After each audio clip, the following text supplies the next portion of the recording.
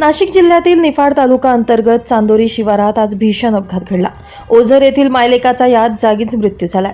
या दुर्घटनेमध्ये आणखी 3 जण गंभीर जखमी झाले असून त्यांच्यावर रुग्णालयात उपचार सुरू आहेत। मिळालेल्या माहितीनुसार सकाळच्या सुमारास 3 वाहनांची समोरासमोर धडक झाली। धडक इतकी भीषण होती की एका वाहनातील मायलेकाचा जागीच मृत्यू झाला।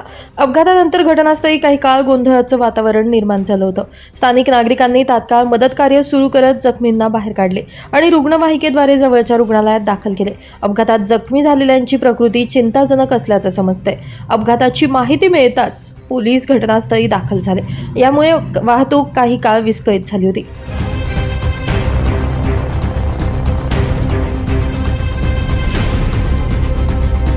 दरम्यान यावेळी पंचनामा करून मृतदेह शवविच्छेदनासाठी पाठवण्यात आला। अपघात नेमका कशामुळे झाला याचा तपास पोलीस करतायत।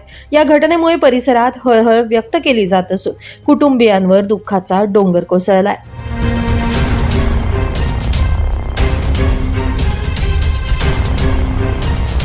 ब्युरो रिपोर्ट, नाशिक माझा न्यूज, नाशिक।